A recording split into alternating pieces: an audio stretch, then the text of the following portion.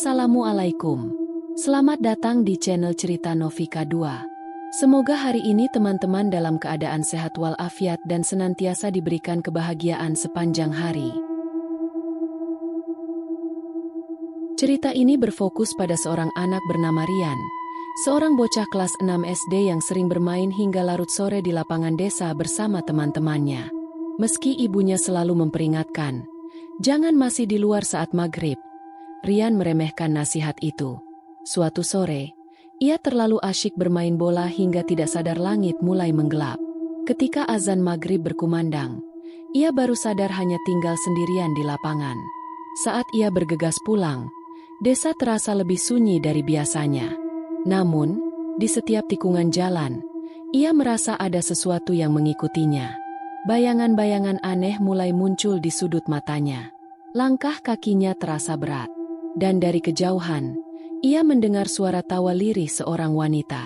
Ketika akhirnya sampai di rumah, ibunya terkejut melihatnya dan berkata dengan wajah ketakutan, "Nak, tadi kamu sudah pulang sejak sebelum maghrib.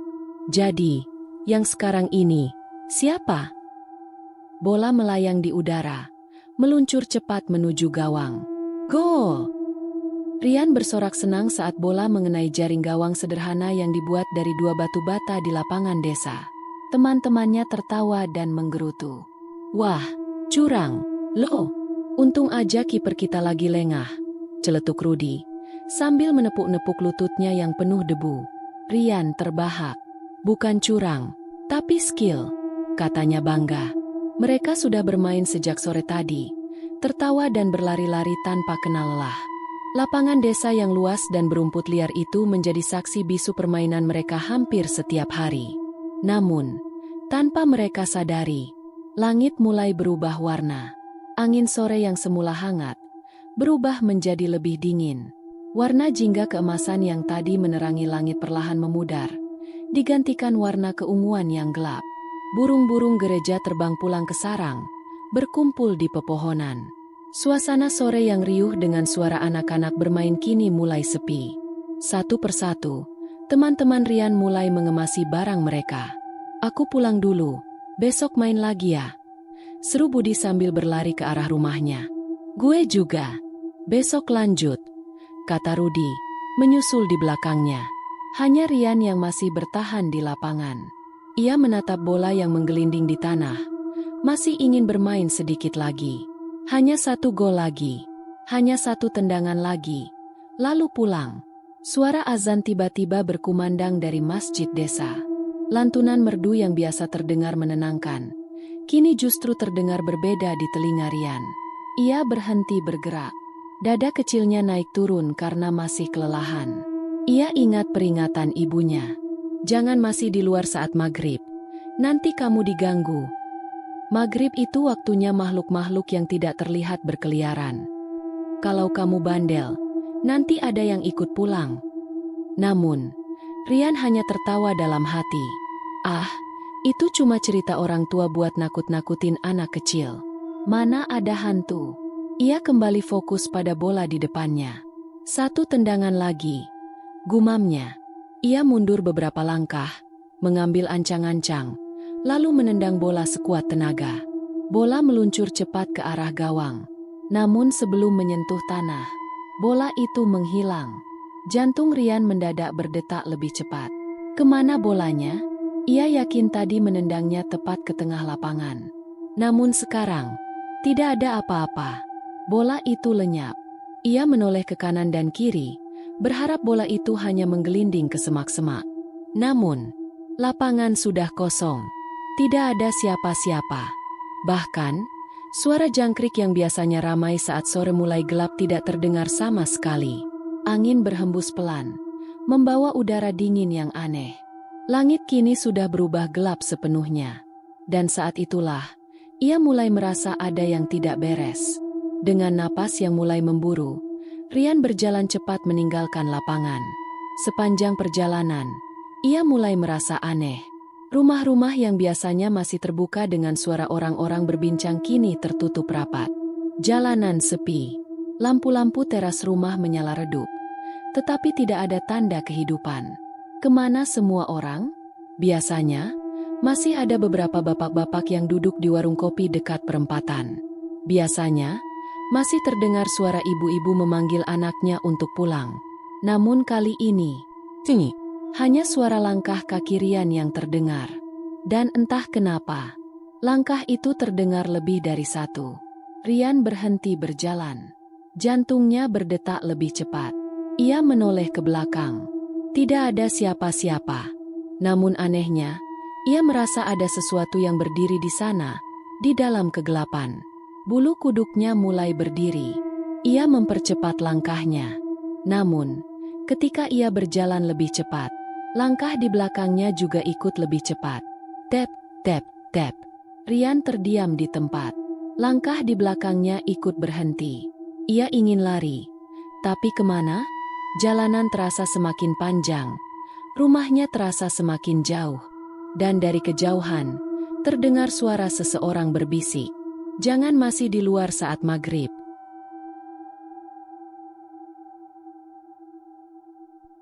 Rian berjalan lebih cepat melewati jalanan desa. Jantungnya masih berdetak kencang setelah mendengar bisikan aneh itu. Biasanya, meskipun malam mulai menjelang, masih ada suara-suara yang menemani. Ayam-ayam berkokok, tanda mereka sudah naik ke kandang. Suara radio dari rumah warga, memutar lagu dangdut atau ceramah agama. Anak-anak kecil yang masih bermain di halaman rumah sambil tertawa-tawa. Namun malam ini, tidak ada apa-apa. Semuanya sunyi. Seolah-olah desa ini sudah lama ditinggalkan manusia. Rian menoleh ke kiri dan kanan. Lampu-lampu rumah warga masih menyala. Tapi cahayanya tampak redup. Seperti ada kabut tipis yang menutupi cahaya mereka. Jalanan yang biasanya terang oleh lampu jalan, sekarang terasa lebih gelap dari biasanya. Udara yang dingin semakin menusuk, membuat bulu kuduknya berdiri. Ada yang tidak beres. Ia tahu ia harus segera sampai di rumah. Tapi kenapa? Jalan pulang terasa lebih jauh dari biasanya. Ketika Rian mempercepat langkahnya, ia mendengar sesuatu. Tap, tap, tap. Langkah kaki. Tapi itu bukan langkahnya. Langkah itu terdengar sedikit lebih berat, sedikit lebih lambat. Seolah-olah ada seseorang yang berjalan di belakangnya. Jantung Rian berdegup lebih cepat. Ia berhenti. Dan langkah itu juga ikut berhenti. Rian memejamkan matanya sejenak. Mungkin cuma perasaanku. Ia menghela napas dan memberanikan diri untuk menoleh. Namun, tidak ada siapa-siapa. Jalanan kosong. Tidak ada orang di belakangnya. Namun, saat ia menunduk, bayangan di tanah menunjukkan sesuatu yang mengerikan. Bayangan dirinya tidak sendirian. Di sebelahnya, ada satu bayangan lain. Bayangan seseorang yang lebih tinggi. Padahal, di belakangnya tidak ada siapa-siapa. Jantung Rian seperti mau copot. Ia ingin berlari, tapi tubuhnya terasa berat dan kaku. Tap, tap, tap. Langkah itu mulai terdengar lagi. Namun kali ini, lebih cepat, lebih dekat. Rian menggigit bibirnya, menahan ketakutan. Lalu, dari kejauhan, terdengar suara tawa. Tawa lirih, namun jelas terdengar di telinganya. Tawa seorang wanita, namun bukan tawa yang biasa. Tawa itu tidak terdengar seperti manusia. Rian mulai panik. Ia melangkah mundur, berharap bisa menjauh dari tempat ini. Namun, bayangan di tanah itu ikut bergerak sendiri. Tapi anehnya, Rian tidak bergerak ke arah yang sama. Bayangan itu mulai berbelok sendiri. Seperti ada sesuatu yang mulai berdiri dari tanah. Bayangan itu mulai bangkit. Dan saat itulah, dari sudut matanya, Rian melihat sesuatu di tikungan jalan. Seseorang sedang berdiri di sana. Di bawah lampu jalan yang redup, sosok itu terlihat samar. Seseorang dengan baju putih panjang. Kepalanya menunduk. Rambutnya menutupi wajahnya. Rian ingin berlari, namun tubuhnya masih terasa berat. Sosok itu diam. Namun, dalam kegelapan, ia seperti semakin tinggi. Atau, semakin mendekat. Rian menahan napas. Ia harus pergi dari sini. Ia harus melarikan diri sebelum sesuatu yang lebih buruk terjadi. Namun sebelum ia bisa bergerak, sosok itu mulai mengangkat kepalanya. Rian berlari sekencang mungkin. Kakinya hampir tersandung beberapa kali, tapi ia tidak peduli. Yang penting, ia harus segera sampai di rumah. Namun jalan terasa panjang sekali malam ini. Setiap kali ia melewati tikungan, ia merasa masih berada di tempat yang sama. Seperti desa ini sedang mempermainkannya. Angin malam bertiup lebih dingin, menusuk hingga ke tulang. Namun, yang lebih mengerikan adalah suara langkah itu masih mengikutinya.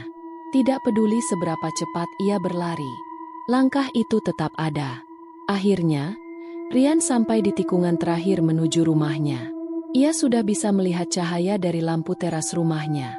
Namun, sebelum ia bisa berlari lebih jauh, ia melihat sesuatu di bawah pohon tua di sudut jalan. Jantungnya langsung berdegup lebih kencang. Seorang wanita berbaju putih berdiri di sana. Diam, tidak bergerak sedikit pun. Kepalanya tertunduk dalam. Rambut panjangnya yang hitam terjuntai menutupi seluruh wajahnya. Dan yang lebih aneh lagi, angin malam berhembus kencang. Namun rambut wanita itu tidak bergerak sama sekali. Rian mencoba membuang muka ke arah lain. Namun, ia tidak bisa. Tubuhnya terasa kaku. Seperti ada sesuatu yang menahannya untuk tetap melihat ke arah wanita itu. Ia ingin berteriak. Namun mulutnya seperti terkunci. Angin bertiup semakin kencang. Tapi suasana justru terasa semakin sunyi. Tidak ada suara jangkrik. Tidak ada suara angin yang menggesek dedaunan. Hanya ada keheningan yang menyesakkan. Dan saat itu juga, wanita itu mulai bergerak. Awalnya, tubuh wanita itu hanya sedikit bergetar. Kemudian, perlahan, ia mulai mengangkat kepalanya. Rian ingin menutup matanya. Namun matanya tetap terbuka lebar.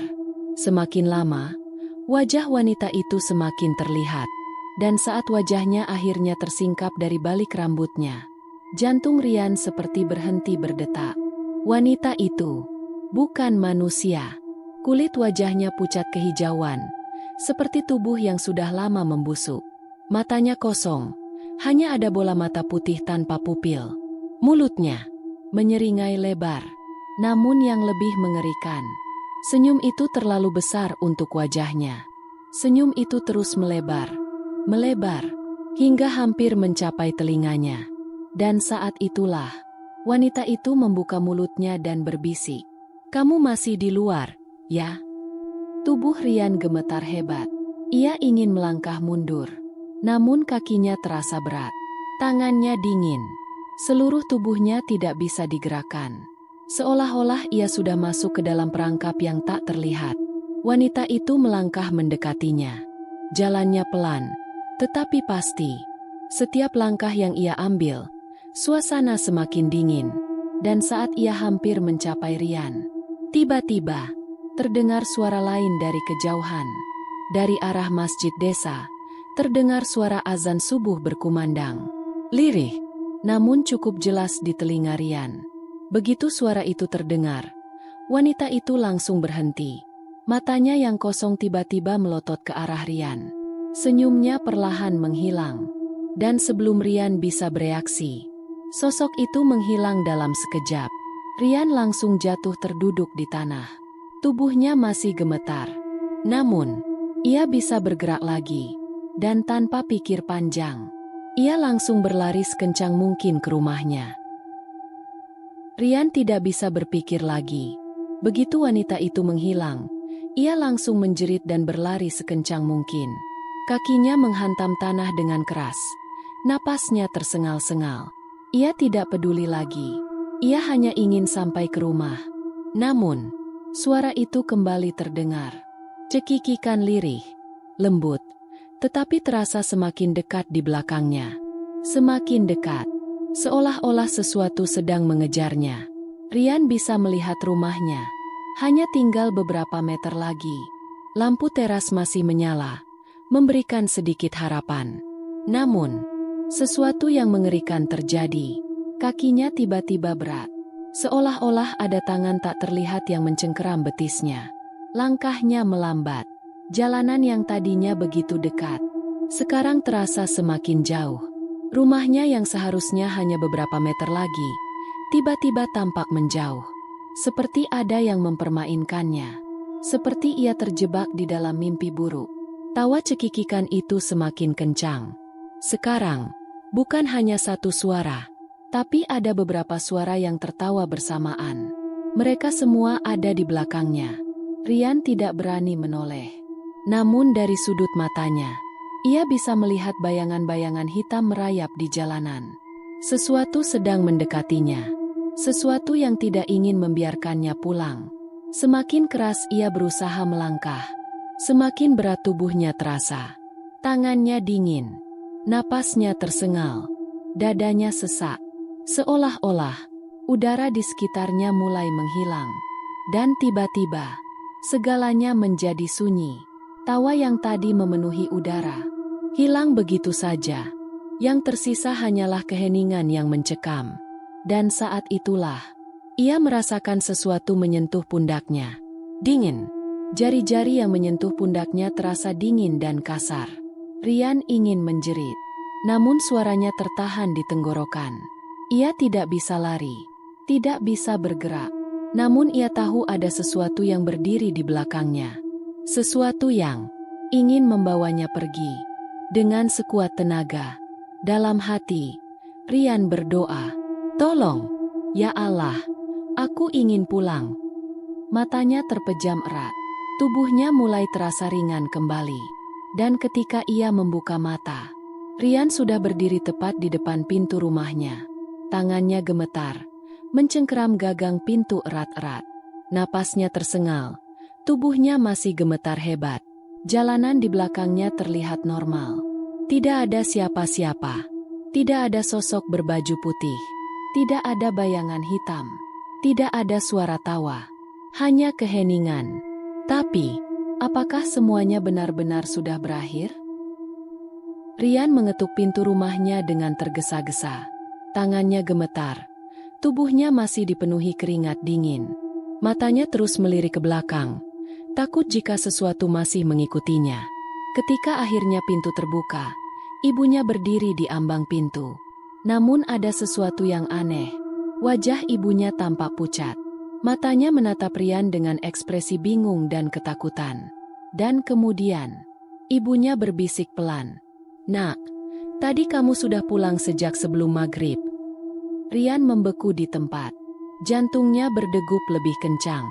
Apa yang baru saja dikatakan ibunya? Sudah pulang sebelum maghrib? Itu tidak mungkin. Ia baru saja mengalami kejadian mengerikan di luar. Ia baru saja berlari sekencang mungkin agar bisa sampai di rumah. Jadi, jika ia baru saja sampai, siapa yang sudah pulang lebih dulu? Rian menatap ibunya dengan wajah penuh kebingungan. Ibunya tidak bicara lagi, tapi Rian bisa melihat tangannya gemetar. Tiba-tiba, terdengar suara dari dalam rumah. Tap, tap, tap. Suara langkah kaki. Suara itu datang dari dalam rumah. Dan semakin lama, semakin mendekat.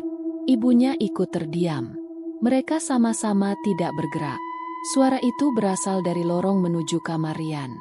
Dan kemudian, sebuah suara lain terdengar. Dari dalam rumah, terdengar suara yang membuat bulu kuduk Rian berdiri. "Bu, siapa yang di luar?" Suara itu, suara Rian sendiri. Ibunya membelalak ngeri. Rian merasa tubuhnya tiba-tiba lemas. Itu mustahil. Bagaimana mungkin ada dirinya yang lain di dalam rumah? Siapa yang sedang berbicara dari dalam kamarnya? Ibunya langsung menutup pintu dengan cepat. "Masuk," bisiknya panik. Rian mengikuti tanpa berpikir dua kali. Pintu dikunci rapat. Namun suara langkah kaki masih terdengar di dalam rumah. Mereka berdiri diam di ruang tamu, tidak tahu harus berbuat apa. Dan kemudian, pintu kamar Rian perlahan berderit terbuka. Trek! Rian tidak berani menoleh. Namun dari sudut matanya, ia bisa melihat sesuatu sedang berdiri di ambang pintu kamarnya. Sesuatu yang seharusnya tidak ada. Ibunya menarik tangan Rian, berusaha menjauhinya. Namun Rian terlalu takut untuk bergerak. Dari dalam kamar, sosok itu mulai melangkah keluar. Rian ingin berpikir bahwa itu hanya ilusi. Tapi kemudian, ia melihatnya dengan jelas. Sosok itu adalah dirinya sendiri. Tapi wajahnya menunduk. Rambutnya lebih berantakan. Dan, ia menyeringai. Sosok itu berdiri diam di ambang pintu kamar. Lalu perlahan, ia mendongakkan wajahnya. Matanya kosong. Senyumnya melebar. Lalu dengan suara serak dan bergetar, ia berbisik, "Aku kan sudah pulang duluan." Ibunya menarik Rian masuk dengan kasar. Begitu mereka masuk, pintu langsung dikunci rapat. "Ceklek." "Ibu, itu apa?" Suara Rian gemetar, hampir tak keluar dari tenggorokan. Ibunya tidak menjawab. Wajahnya pucat, keringat dingin mengalir di pelipisnya. Namun sebelum mereka sempat berpikir, tap, tap, tap. Suara langkah kaki itu semakin mendekat. Lampu ruang tamu tiba-tiba berkedip-kedip. Ceklik, ceklik, ceklik. Cahayanya redup, lalu terang lagi, lalu redup kembali. Udara di dalam rumah menjadi semakin dingin. Rian bisa melihat napasnya sendiri berubah menjadi uap tipis. Ibunya memeluk tubuhnya sendiri, berusaha menahan rasa takut.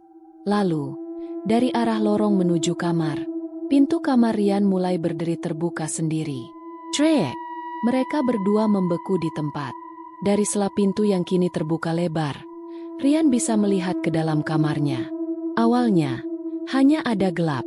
Namun perlahan, matanya menangkap sesuatu. Ada seseorang duduk di tempat tidurnya. Duduk diam, tak bergerak. Rian merasakan tenggorokannya tercekat. Karena sosok yang duduk di ranjangnya itu adalah dirinya sendiri. Sosok itu hanya duduk di ujung kasur, dengan tubuh sedikit membungkuk. Wajahnya tertunduk dalam. Rambutnya acak-acakan, menutupi sebagian wajahnya. Tangannya kurus dan pucat, seperti mayat yang sudah lama tak terkena sinar matahari. Rian ingin bicara, ingin mengatakan sesuatu, namun tubuhnya terlalu kaku untuk bergerak. Ibunya mencengkeram tangannya dengan erat, berusaha menahan ketakutan. Namun sebelum mereka sempat berpikir, sosok itu mulai bergerak. Perlahan, sosok itu mendongakkan kepalanya. Mulanya, hanya dagunya yang terlihat. Lalu mulutnya, yang terbuka sedikit, seolah sedang tersenyum. Dan kemudian, matanya, kosong. Tidak ada cahaya kehidupan di sana. Seolah-olah, bukan milik manusia. Dan dengan suara parau yang lirih, sosok itu berbisik, "Aku kan sudah pulang duluan." Jeritan meluncur dari tenggorokan Rian. Tanpa sadar, ia mundur beberapa langkah. Ibunya juga hampir terjatuh. Mereka ingin lari, tapi tubuh mereka terasa seperti membeku. Dan yang lebih mengerikan, sosok itu berdiri dari tempat tidur. Perlahan, terhuyung-huyung, seperti tulangnya sudah lama tidak digunakan. Namun, senyumnya tetap tidak berubah. Tiba-tiba, lampu rumah padam sepenuhnya. Blek, ruangan menjadi gelap total. Rian bisa merasakan ibunya berusaha meraih tangannya. Namun sebelum mereka sempat melakukan apapun, dari dalam kamar, terdengar suara. Langkah kaki yang berlari ke arah mereka. Diuge diuge diuge diuge. Sesuatu sedang berlari ke arah mereka dalam kegelapan. Dan sebelum Rian bisa menjerit, semuanya menjadi hitam. Rian mengerjap pelan. Matanya terasa berat, kepalanya sedikit pusing. Ia mendapati dirinya berada di tempat tidurnya sendiri. Tubuhnya terbungkus selimut, seolah-olah ia baru saja tidur dengan nyenyak. Namun, kenapa perasaannya begitu aneh? Seingatnya, semalam ia masih di ruang tamu bersama ibunya. Lalu, makhluk itu, sosok yang mirip dirinya, berlari ke arah mereka dalam kegelapan. Lalu apa yang terjadi setelah itu? Nak! Suara ibunya terdengar lembut, tetapi penuh dengan kekhawatiran. Rian menoleh ke samping. Ibunya duduk di tepi tempat tidurnya, menatapnya dengan wajah cemas. "Semalam kamu kenapa?" tanyanya pelan. "Kok tidur sambil ngomong sendiri?" Rian menggigit bibirnya. Ngomong sendiri? Ia mencoba mengingat. Namun ingatannya terasa kabur. Rian duduk di ranjang, menatap lurus ke depan. Semua yang ia alami semalam terasa begitu nyata. Tawa mengerikan di jalanan, sosok yang mengejarnya, makhluk yang menyerupai dirinya sendiri. Apakah itu benar-benar terjadi? Atau semua itu hanya mimpi buruk? Ia menelan ludah. Matanya melirik ke sekeliling kamar. Semua tampak normal. Namun saat ia menoleh ke sudut ruangan, di kursi dekat lemari pakaian, ada sesuatu yang membuat darahnya membeku. Seragam sekolahnya yang seharusnya tergantung rapi di lemari, kini tergeletak di kursi. Lusuh, berdebu, seolah-olah sudah dipakai semalaman. Rian langsung merinding. Siapa yang memakainya? Suasana kamar mendadak terasa lebih dingin. Ibunya tidak menyadari kegelisahannya. Beliau sudah bangkit dari tempat tidur dan berjalan keluar kamar. Namun Rian masih duduk diam. Matanya tidak lepas dari seragam kotor itu. Angin pagi bertiup pelan dari jendela yang sedikit terbuka. Dan saat itu juga, ia mendengar suara berbisik. Pelan, namun sangat jelas di telinganya. "Jangan masih di luar saat maghrib." Rian merasa tubuhnya membeku. Ia menoleh perlahan ke arah jendela. Namun di luar sana, hanya ada pepohonan yang bergoyang tertiup angin. Ia menelan ludah. Dan dalam hatinya, ia tahu bahwa semua ini belum benar-benar berakhir.